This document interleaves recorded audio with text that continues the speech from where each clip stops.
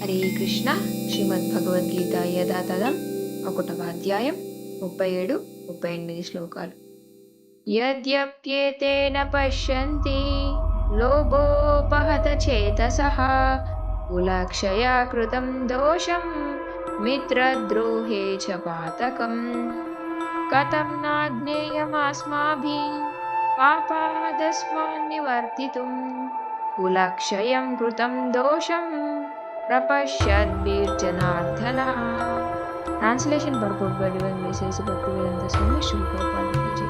ఓ జనార్దన, దురాశతో నిండిన హృదయాలు ఉన్న ఈ మనుషులు తమ కుటుంబాన్ని చంపడంలో గాని, స్నేహితులతో గొడవ పడడంలో గాని తప్పు చూడటానికి, కుటుంబాన్ని నాశనం చేయడంలో ఉన్న నేరాన్ని గుర్తించగలిగిన మనం ఈ పాపకార్యాలలో ఎందుకు పాల్గొనాలి? భాష్యం. ఒక క్షత్రియుడు ప్రత్యర్థి వర్గం వారు యుద్ధానికి లేదా జూదానికి ఆహ్వానించినప్పుడు నిరాకరించకూడదు. అటువంటి బాధ్యత కారణంగా అర్జునుడు యుద్ధం చేయడానికి నిరాకరించలేకపోయాడు. ఎందుకంటే అతనికి దుర్యోధనుడి పక్షం వారు సవాలు విసిరారు. ఈ విషయంలో అవతలి పక్షం వారు అటువంటి సవాలు యొక్క పరిణామాలను చూడలేకపోవచ్చని అర్జునుడు భావించాడు. అయితే అర్జునుడు ఆ దుష్పరిణామాలను చూడగలిగాడు మరియు ఆ సవాలును అంగీకరించలేకపోయాడు.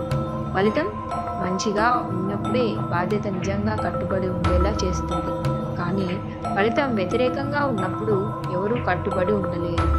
ఈ లాభ నష్టాలన్నింటినీ పరిగణలోనికి తీసుకొని అర్జునుడు యుద్ధం చేయకూడదని నిర్ణయించుకున్నాడు. హరే కృష్ణ.